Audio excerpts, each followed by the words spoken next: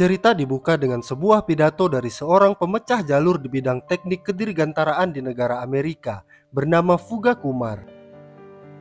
Dalam pidatonya ia bercerita tentang seseorang yang telah berjasa dalam hidupnya, dari seorang yang berasal dari keluarga miskin hingga menjadi seperti sekarang ini. Orang itu adalah Anand Kumar.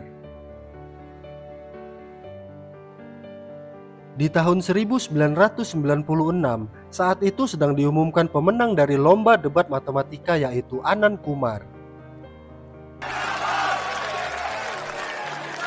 Setelah memberikan penghargaan, seorang menteri pendidikan mulai berpidato tentang kebanggaannya kepada Anand Kumar. Karena itu ia berjanji di hadapan semua orang bahwa ia membuka pintu rumahnya apabila suatu hari nanti Anand membutuhkan bantuannya baik dari segi emosional, sosial, maupun ekonomi. Setelah acara itu, Anand bergegas menemui kekasihnya yang bernama Supriya dan bercerita tentang cita-citanya mendapatkan gelar PhD di Oxford atau Cambridge. Kisah cinta mereka cukup unik, di mana Supriya merupakan seorang gadis dari keluarga kaya dan terhormat, sementara Anand hanyalah anak dari seorang kurir di kantor pos. Bahkan saking cintanya kepada matematika membuat Anand sering menuliskan puisi menggunakan bahasa Biner.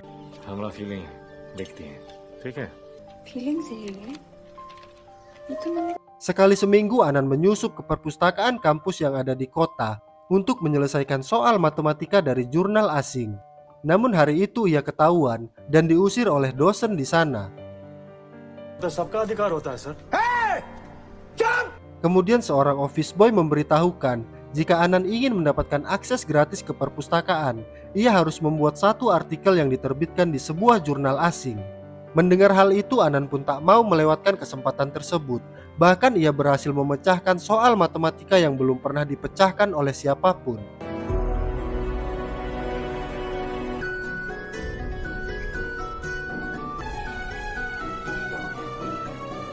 Tak mau membuang waktu, Anand langsung bergegas mengirimkan artikelnya ke London melalui kantor pos tempat ayahnya bekerja. Saat itu Anand hanya memiliki uang 55 rupiah yang diberikan oleh kakaknya Pranav. Karena uang itu tak cukup untuk membayar biaya pos, sang ayah meminta kepada teman-temannya untuk membantu anaknya tersebut. Sang ayah selalu mendukung Anand dalam meraih cita-citanya, meski ia harus banting tulang saat bekerja. Bahkan saking baiknya, si ayah sering membacakan isi surat kepada warga yang masih buta huruf. Hingga suatu hari dengan terburu-buru sang ayah pulang lebih cepat dengan membawa sebuah surat. Dengan penuh kegembiraan ia pun mengabari istri dan anak-anaknya bahwa artikel yang dikirimkan Anand ternyata membuat seorang profesor terkesan. Bahkan Anand mendapat beasiswa untuk kuliah di Cambridge tanpa harus melewati tes. Perasaan haru dan bahagia seakan tak percaya dirasakan Anand yang awalnya hanya mengirimkan sebuah artikel demi bisa mendapatkan akses masuk ke perpustakaan kampus, namun tanpa disangka malah mewujudkan mimpinya untuk bisa kuliah di London. Ia lalu menunjukkan artikelnya yang telah diterbitkan kepada penjaga perpustakaan yang dulu pernah mengusirnya sebagai bentuk balasan dalam hal yang positif. Tak lupa ia juga berterima kasih kepada office boy yang memberinya saran tempo hari. Segala persiapan pun dilakukan oleh kedua orang tua Anand, mulai dari pakaian dan paspor. Bahkan sang ayah dengan bangga berkata bahwa ini adalah paspor pertama dalam keluarga mereka. Anand pun mulai percaya diri untuk menemui orang tua Supriya, meski calon mertuanya itu masih saja menyindir Anand hanya karena perbedaan kasta. Dan benar saja, ekonomi selalu menjadi masalah bagi keluarga miskin seperti Anand, karena untuk pergi ke London membutuhkan biaya yang tidak sedikit. Karena itu Anand teringat akan janji Pak Menteri Pendidikan yang dulu pernah mengatakan kalau ia bersedia membantu Anand dalam bentuk apapun termasuk uang. Namun saat ditemui harapan akan janji manis itu sirna. Pak Menteri bahkan tidak mendengarkan dengan baik cerita Anand. dan melupakan pidatonya kala itu yang membuat Anan dan ayahnya pulang dengan perasaan kecewa. Tak ingin melihat anaknya bersedih, sang ayah terus berusaha mencari uang tambahan dengan menjual semua perhiasan mereka.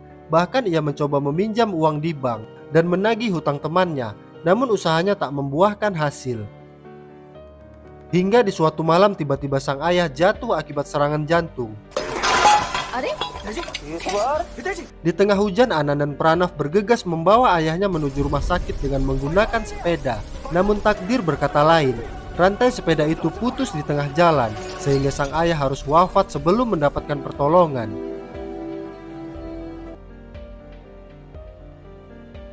Sejak saat itu Anan memutuskan untuk mengubur mimpi-mimpinya dan merelakan Supriya untuk menikah dengan orang lain karena merasa dirinya sudah tak lagi memiliki masa depan. Demi melanjutkan hidup, kini Anan berjualan popadum atau sejenis opak dan harus merelakan kertas dari buku matematikanya sebagai bungkus dagangannya tersebut.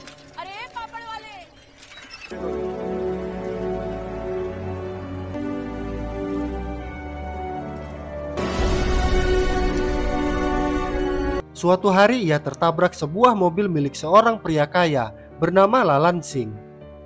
Ternyata Lalan mengenal sosok Anand Kumar yang ia kenal sangat pintar dan bertalenta.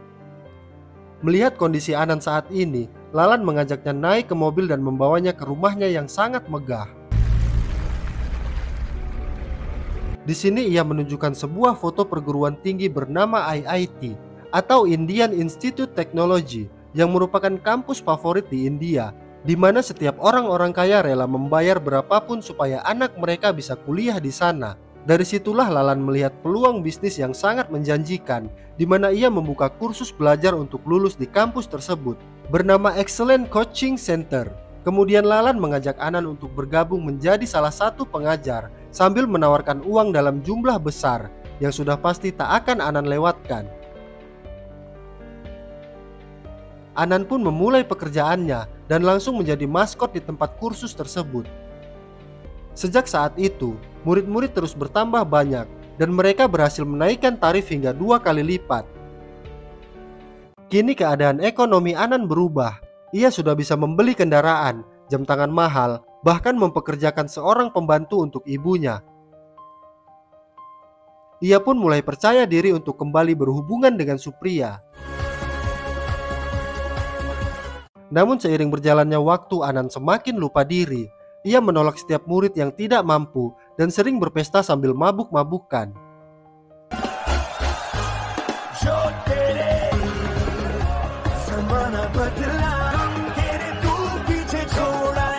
Hingga suatu hari setelah berpesta, ia bertemu dengan seorang anak tukang becak yang memiliki hasrat belajar meskipun anak itu telah putus sekolah.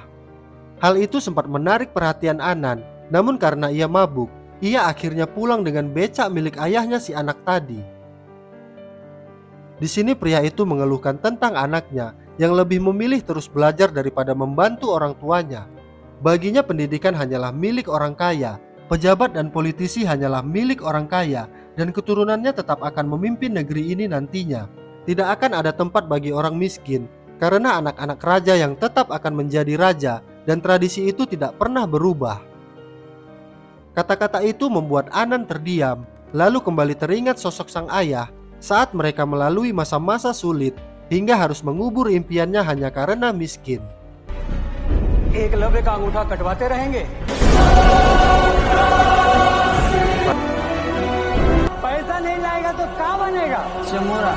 Anand pun memantapkan hatinya untuk membuat sebuah tempat belajar bagi anak miskin yang ingin masuk ke IIT dengan gratis.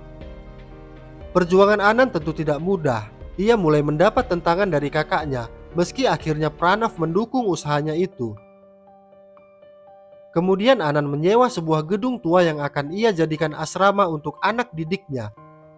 Ia menjual semua yang telah dia miliki demi menghidupi murid-muridnya di asrama nanti.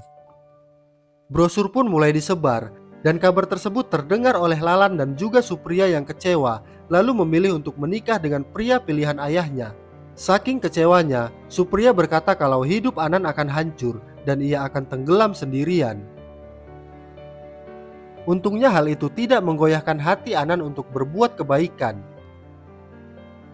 Di sisi lain, para anak-anak miskin dari berbagai desa sangat antusias untuk mengikuti kelas tersebut.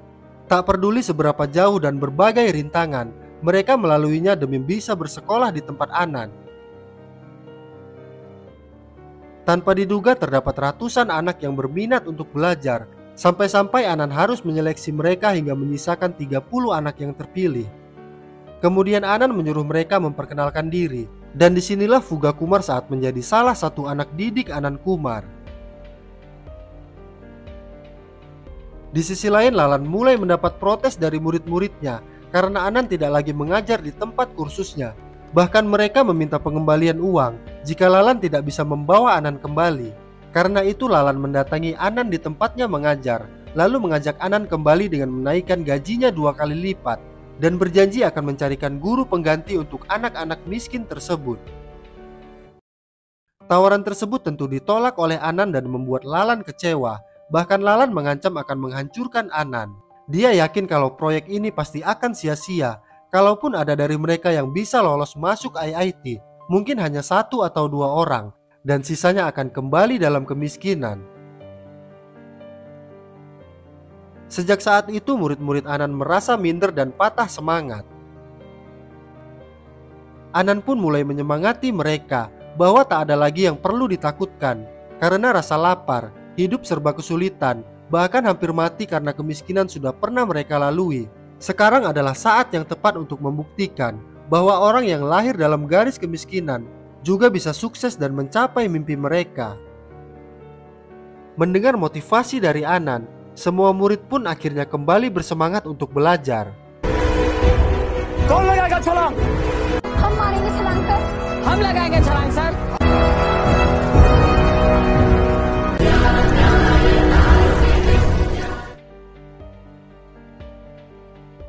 Dua bulan telah berlalu, kini Lalan mulai diprotes oleh para orang tua siswa yang terus dijanjikan kalau Anan akan kembali mengajar di sana. Bahkan mereka mengancam akan menarik dana investasi yang telah mereka berikan. Kemudian Lalan memikirkan cara di mana ia menyuruh seorang polisi untuk mengancam Anan. Polisi itu pun mengancam akan membunuh Anan jika ia tak segera menutup sekolahnya. Bahkan polisi itu meminta uang, yang sudah pasti Anan akan menolak karena memang ia tidak punya uang. Anan berkata kalau ia tak akan menutup sekolah dan terserah kalian mau berbuat apa. Cara mengajar Anan sangat berbeda dengan orang lain. Itulah sebabnya murid-murid di Excellent Coaching Center tak mau kehilangan Anan. Saat di depan kelas ia seolah melakukan sihir yang membuat murid-muridnya bisa berimajinasi untuk memecahkan soal-soal apapun.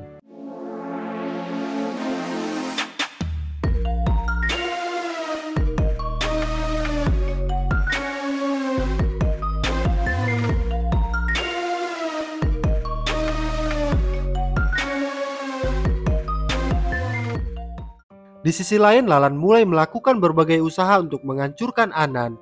Dimulai dengan menyuruh orang untuk memutuskan aliran listrik di asrama.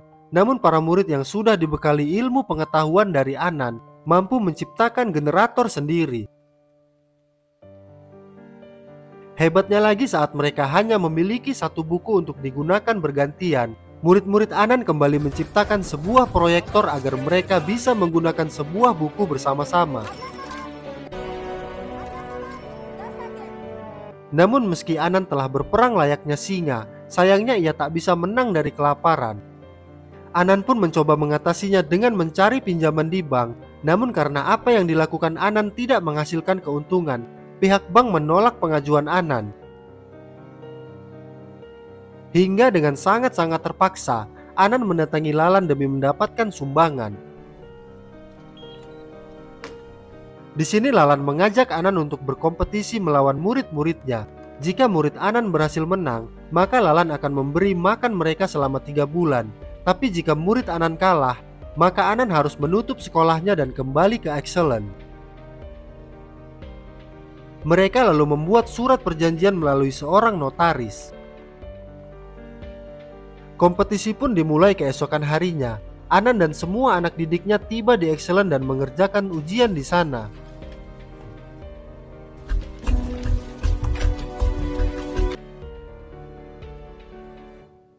Keesokan harinya mereka kembali datang untuk mendengarkan hasil ujian tersebut.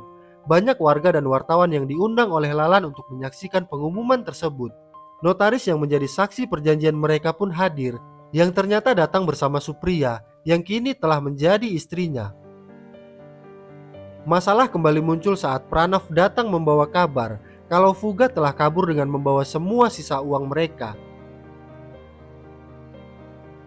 Di saat yang sama Pak Notaris pun memulai pengumuman di mana murid dari Excellent mendapat skor 52%, sedangkan murid Anan mendapat skor lebih rendah yaitu 48%, yang berarti Anan harus menutup sekolahnya karena kekalahan itu.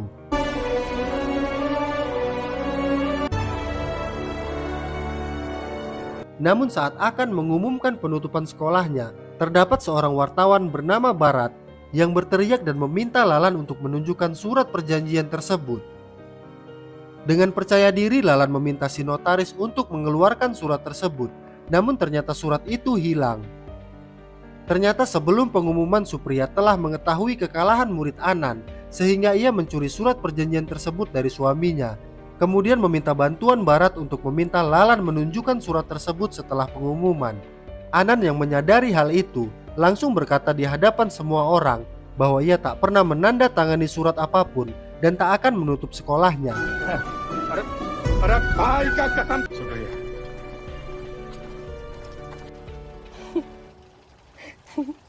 Setelah kembali ke asrama, Anan mulai bertanya pada murid-muridnya apa yang membuat mereka sulit menjawab soal-soal dalam ujian tersebut. Para murid pun menjelaskan bahwa sebenarnya mereka bisa menjawab sebagian besar dari soal-soal tersebut.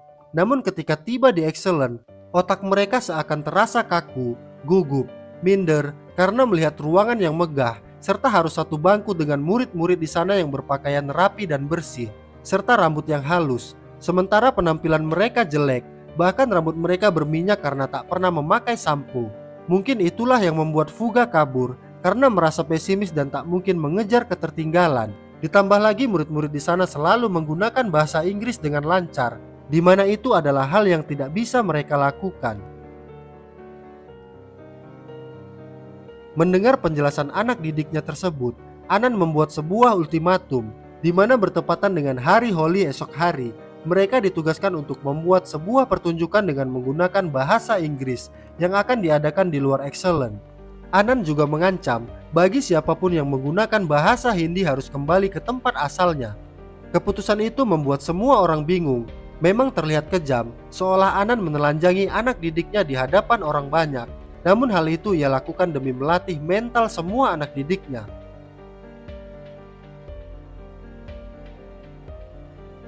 Keesokan harinya mereka pun melakukan pertunjukannya. Meskipun dengan bahasa Inggris yang masih terbata-bata, mereka berusaha untuk menarik perhatian semua orang. Tentu saja hal itu membuat semua orang membuli mereka.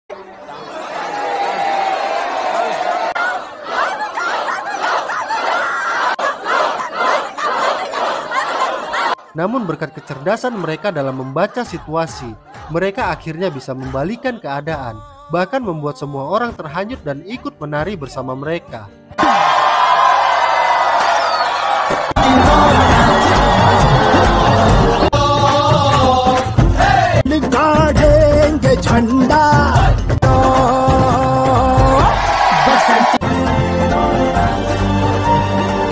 Barat yang juga berada di sana langsung menjadikannya sebagai berita dan terdengar oleh Pak Menteri yang merupakan investor paling besar di bisnis kursus Lalan. Merasa kalau bisnisnya akan terancam karena Anan yang membuka sekolah gratis semakin terkenal, ia segera menyuruh Lalan untuk menghabisi Anan. Malam itu Barat menemui Anan dengan membawa seorang pembunuh bayaran. Namun pembunuh itu tidak datang untuk membunuh Anan, melainkan untuk memberitahu bahwa Lalan telah membuat sayembara bagi siapapun pembunuh bayaran yang bisa membunuh Anan. Ternyata hal itu ia lakukan karena teringat jasa ayah Anan yang selalu membacakan surat kepada ibunya saat ia di penjara. Dalam surat itu tertulis kalau dia telah mendapatkan pekerjaan yang layak di kota, dan hal itu membuat ibunya merasa tenang. Mendengar itu Anan pun berpesan kepada Barat untuk tidak menulis berita jika nanti dia terbunuh, karena hal itu akan membuat orang-orang yang mencoba membuat perubahan pasti akan merasa takut. Sebagai seorang kakak, Pranav pasti khawatir terhadap keselamatan Anand. Ia mencoba meminta perlindungan polisi, tetapi dengan jumlah polisi yang terbatas, tentu mereka menolak untuk menjaga satu orang biasa. Karena itu Pranav berpikir untuk memiliki senjata demi melindungi saudaranya tersebut. Di sisi lain, saat dalam perjalanan membawa makanan untuk muridnya, Anand mendapat serangan dari dua orang pria. प्रणाम सर गमछा गिर गया आपका अरे इसमें शुक्रिया क्या बात है सर इसमें हमारा Dia ditembak di perutnya, dan saat mereka akan menembak kepala Anand, pistol itu macet, sehingga mereka berusaha meletakkan tubuh Anand di atas rel kereta yang akan melintas.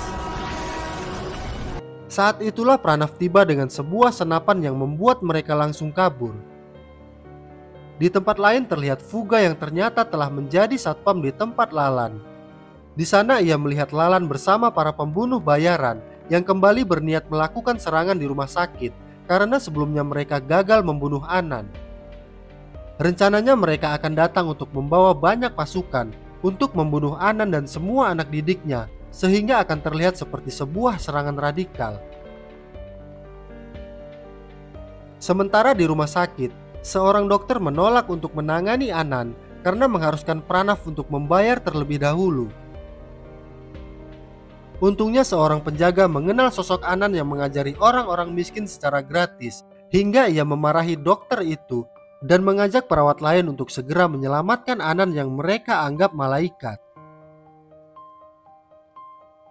Tak lama kemudian Fuga datang untuk memberi kabar penyerangan itu sambil meminta maaf karena telah kabur dari asrama. Disinilah Anand berkata kepada semua muridnya bahwa ini adalah saat yang tepat untuk melakukan lompatan. Inilah saat yang tepat untuk melakukan praktek setelah selama ini mereka telah memahami teori. Mereka pun bersiap untuk mengamankan rumah sakit dengan menggunakan ilmu pengetahuan yang telah mereka pelajari.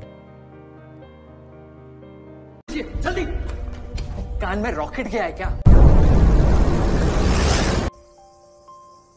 बड़ा सुनसान दिख रहा है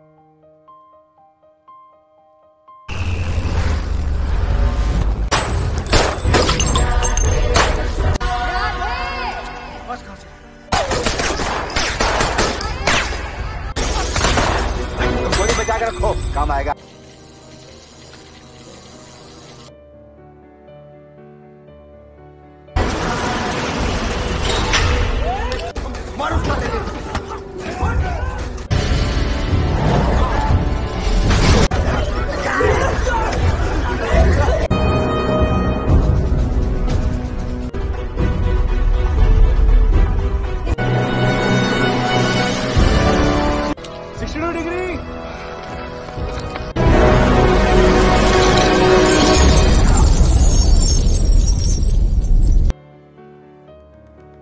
Setelah pertempuran tadi malam tentu membuat mereka semua kelelahan. Padahal hari ini adalah hari di mana ujian masuk ke IIT akan diadakan. Namun mereka tetap menjalani tes tersebut dengan serius.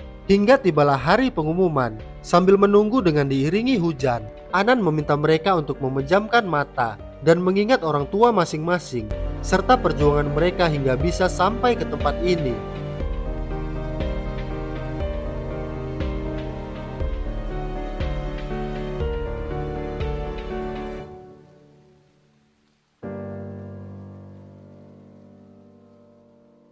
Kertas pengumuman kelulusan pun ditempel.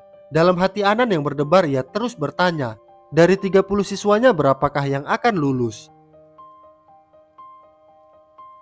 Ternyata tanpa diduga, Pranav mendatanginya untuk memberitahu kalau tidak ada satupun dari mereka yang gagal. 30 siswa Anand lulus tes masuk ke IIT. Anand pun terharu dan bahagia, seolah tak percaya perjuangannya selama ini tidak sia-sia. Ia berhasil menciptakan 30 anak jenius yang berasal dari keluarga miskin. Bahkan sekolah Anand yang diberi nama Super 30 dinobatkan sebagai sekolah terbaik di Asia pada tahun 2010 oleh majalah Time. Sekolah itu juga menjadi salah satu dari 4 sekolah paling inovatif di dunia.